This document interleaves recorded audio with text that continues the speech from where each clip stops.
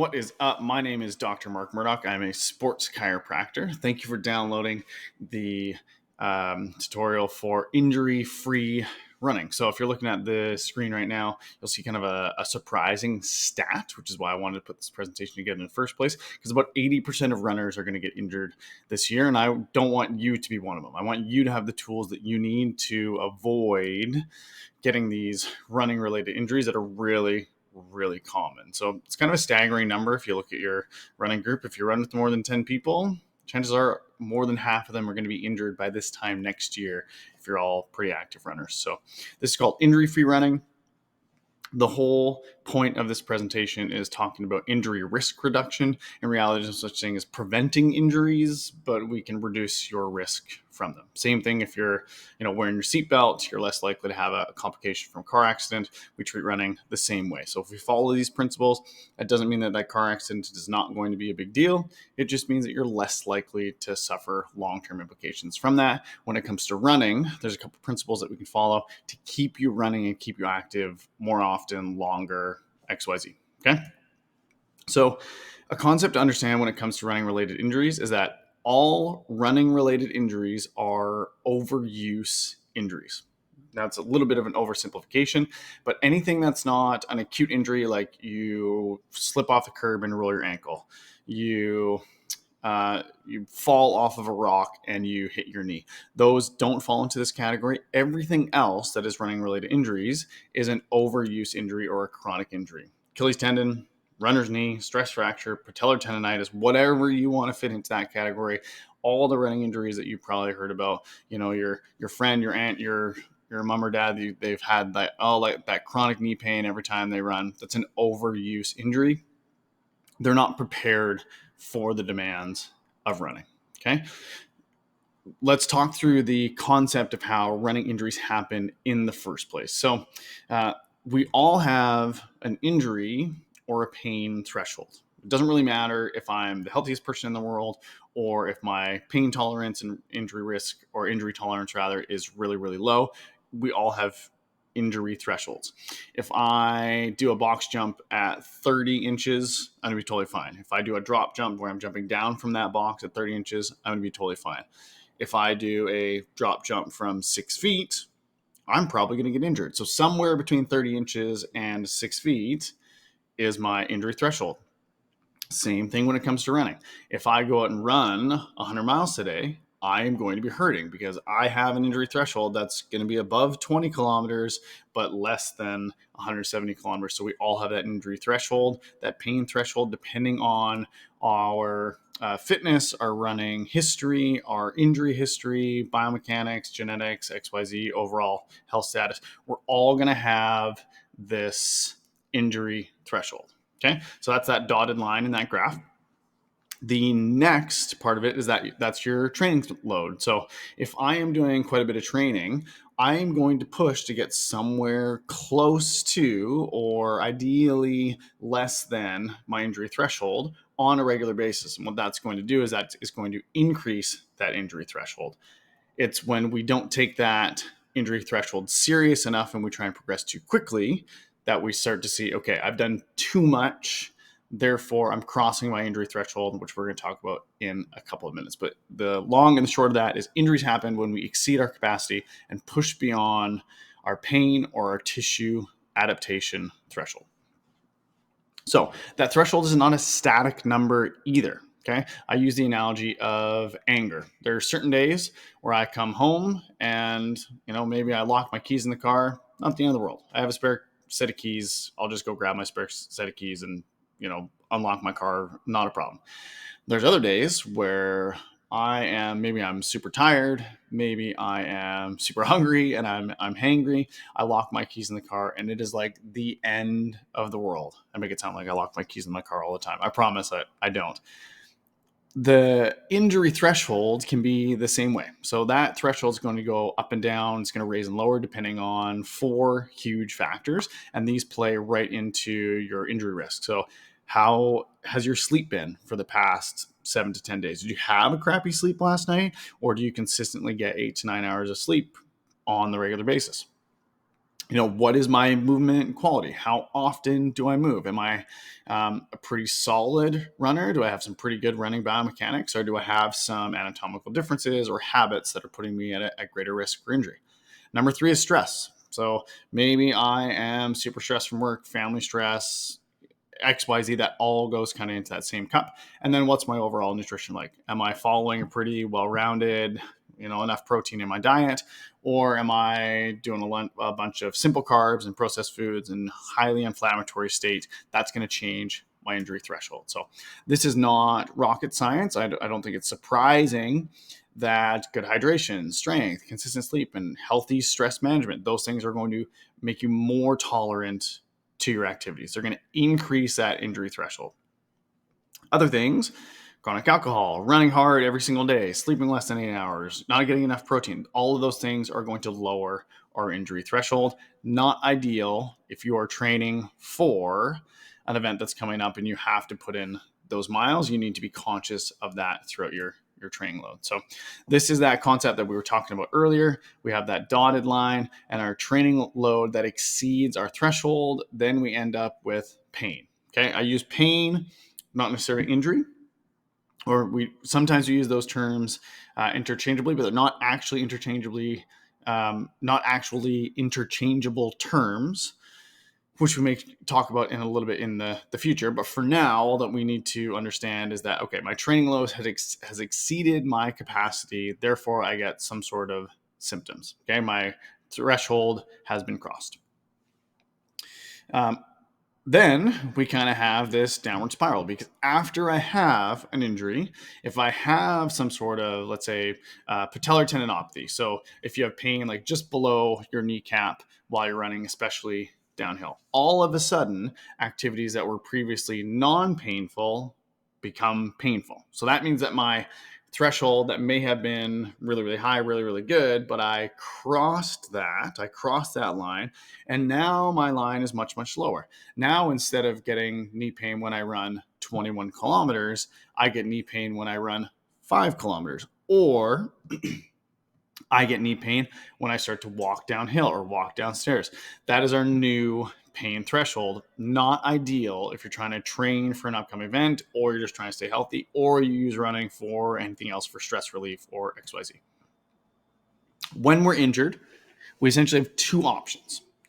We can decrease our training load, our activity load, to stay below that injury threshold. So if you're looking at the graph, the red line, stay below that red line. Or we can build our capacity back up.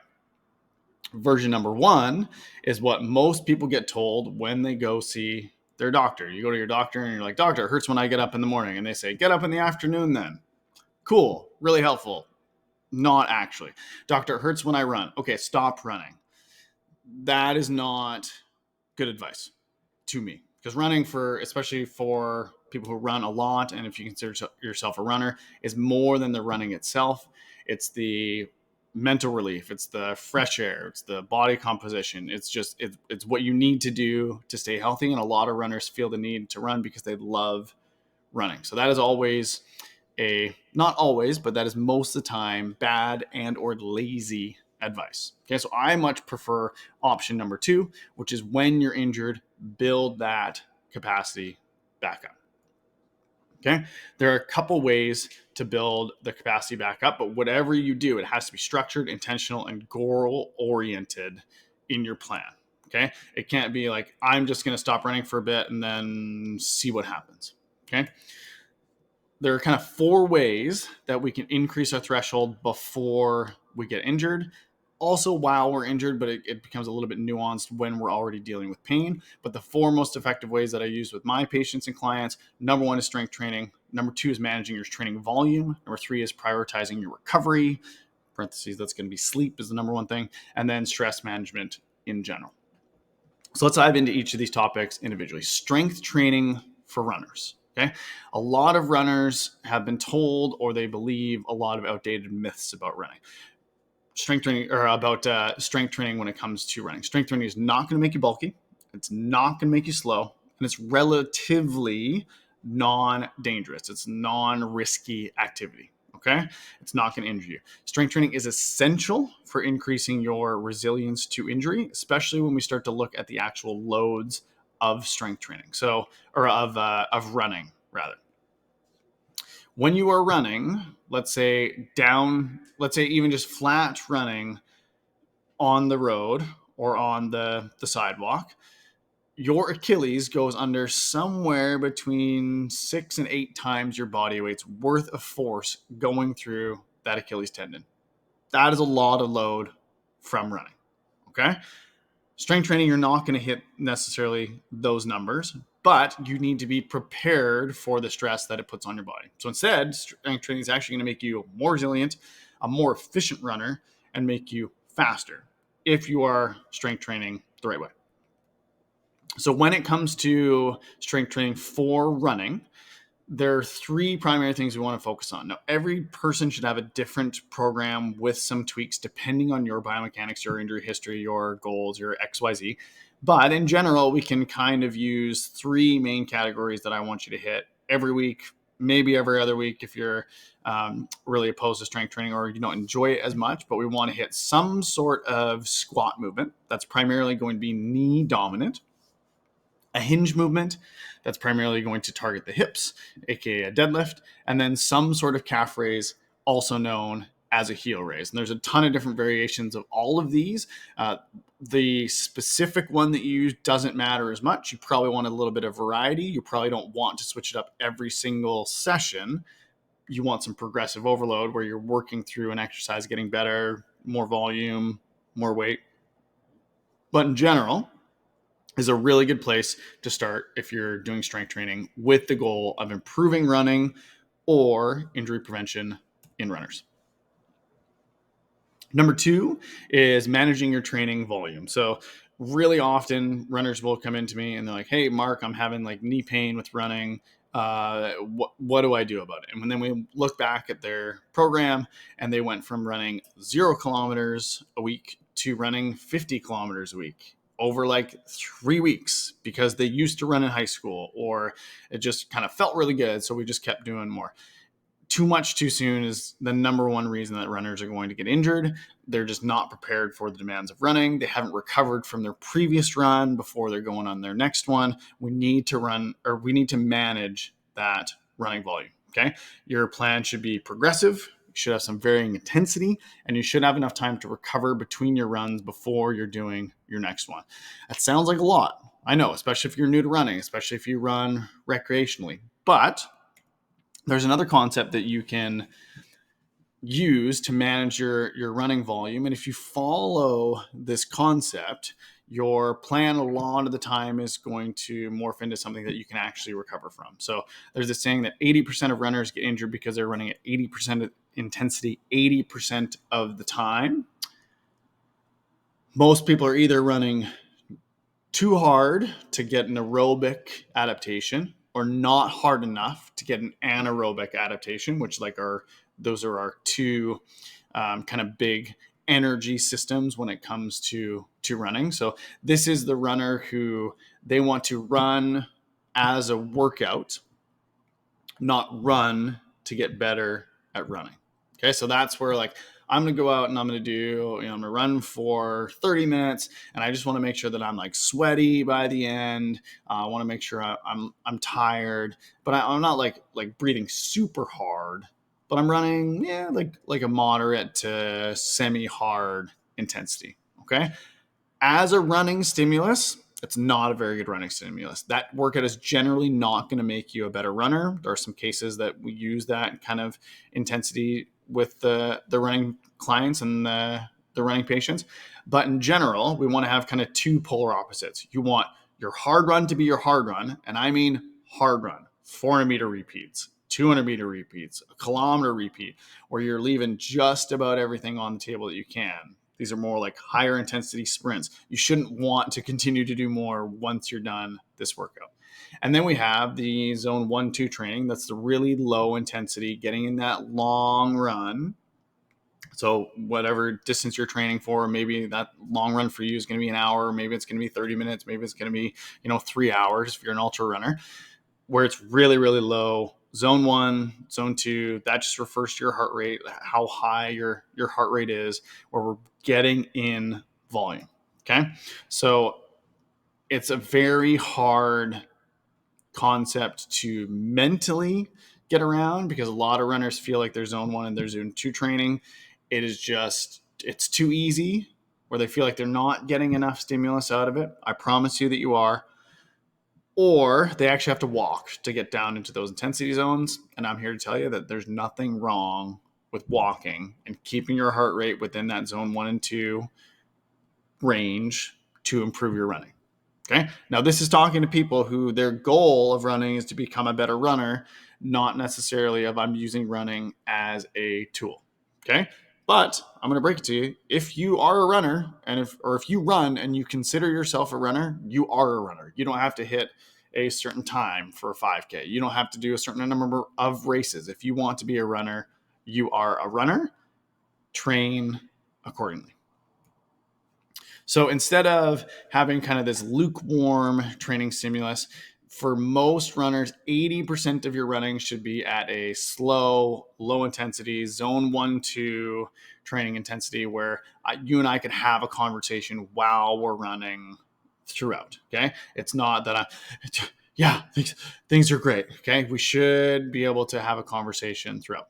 20% of your running, whether that's time or distance, whatever you kind of want to use, should be that higher effort, higher intensity training. You're doing repeats, you're doing speed work, you're doing tempo work, not this kind of lukewarm in between. The third concept is prioritizing your recovery. That does not mean massage and foam rolling. That does not mean chiropractic or physical therapy care. That means sleep. Okay, sleep is the number one, freest, most effective, by far best recovery tool that we have. If you're not getting 8 hours of sleep a night, we're kind of wasting our time with all the other stuff. Okay, now do massage, physio, chiro, foam rolling, compression boots, do they all have their place? Sure. Okay, sure. But you are focusing on pebbles instead of moving boulders around if you are not prioritizing sleep first. Sleep is the number one when it comes to research. It's going to be the best way that you recover. That's when we rebuild after all of our workouts. So you need to be getting at least 8 hours per night of sleep before we're worrying about a lot of other things. Number 4 is stress management. So this concept is a lot of times new for a lot of people. Stress is stress is stress. It doesn't matter if it's physical, emotional, psychological stress. They all go into the same cup. So when that comes to our injury threshold, eventually work stress, family stress, lack of sleep, inflammatory diet, and then I'm going to throw stress from training on top of that. Suddenly that cup is overflowing.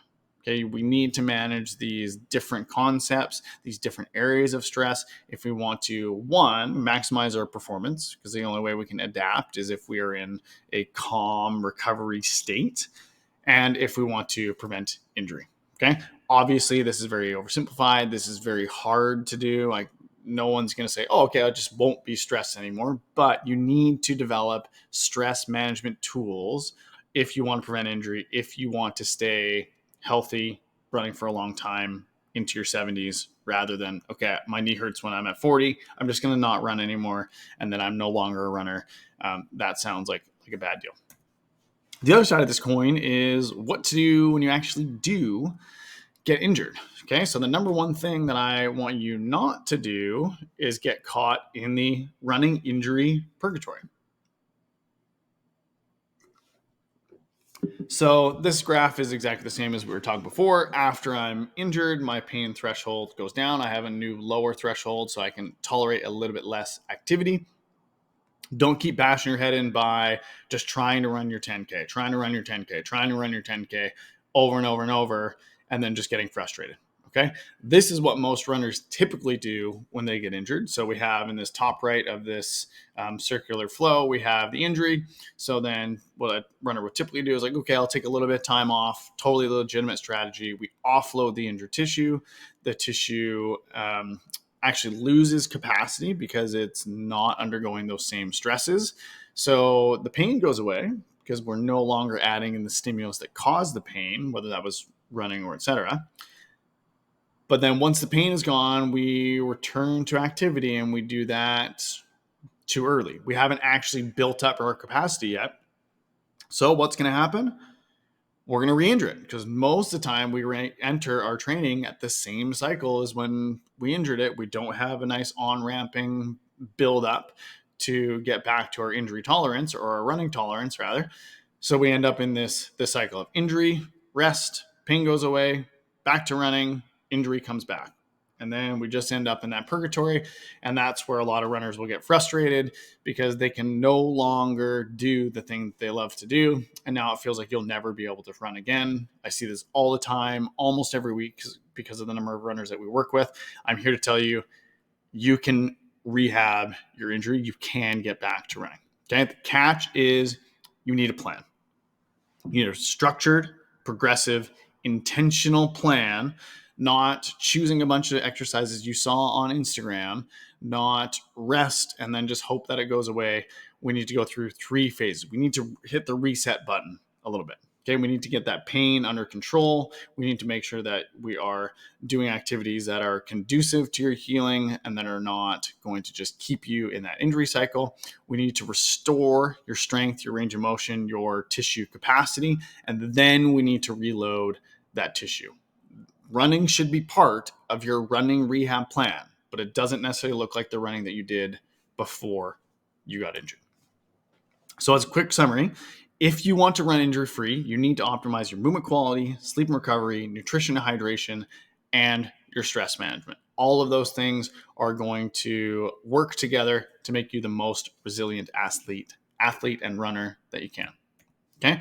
Human beings are meant to adapt. An injury does not mean the end of your running career. It may actually be an opportunity for you to come back stronger, more resilient, and actually a better runner than you were in the first place. The catch is it's going to take some work. I wish I could do your push-ups for you. I can't, but we can work as a team. We can get you back to running better than you were before. Pain sucks. There's no 2 ways about it. Okay. If you're dealing with pain and you live here in Vernon or you're in British Columbia and you need someone who works with runners and you want a new perspective, or it's your first injury, or you're starting to get signs of injury and you don't actually have to stop running yet, but you're ready to get on top of that early, book a consult with me. If I think I can help you, I'll let you know. If I don't think I can help you, or I think this is somewhere you have to go somewhere else to, I will let you know that as well. And then you can always just shoot me an email and ask me a quick question. Okay. I'm a running nerd. I'm a biomechanics nerd. Injury rehab nerd is what we love to talk about here at Basecamp. So don't feel like you're bothering us by shooting us questions. Feel free to shoot us over at Instagram or email or whatever else, and we're happy to talk injury, running, etc. Okay. There's 2 ways that we typically help runners. And one is the Super Runner program. That is your injury assessment, getting you back to running after an injury. So this is for the person who either they have been injured in the past, they're currently injured, or they're looking to take their running really seriously and really build up their injury resilience to take their performance and running to the next level. That's our Super Runner program. You can go to superrunner.ca to learn a little bit more about that. Thorough assessment for biomechanics and all your running related stuff there. And then on the other side, we have a more generic, a more generalized Run Strong program, which that is strength training specific for runners to take that running performance to the next level, prevent injuries, run further, run faster, run stronger. That one's runstrong.ca. There's 2 different options for that. As I record this, we have a class or a cohort coming up where we do that in person here in Vernon, BC. We also have an online version where you can just follow the program on your own. Okay. If you have any running related injury questions, feel free to hit me up. My name is Dr. Mark Murdoch. I'm a sports chiropractor at Basecamp Chiropractic and Sports Rehab here in Vernon, BC. I'm a runner and an ultra runner myself. I'm a trail runner. I get it. When you run, when you're a runner, you love to run. So make sure you're taking the steps to 1, rehab your injury if you are dealing with that. And 2, take the steps to continue to run for as long as you can, injury-free, unlimited by pain. If you don't know where to start, we can help. Hopefully you're having a great day. Hopefully whatever your next run is will go well.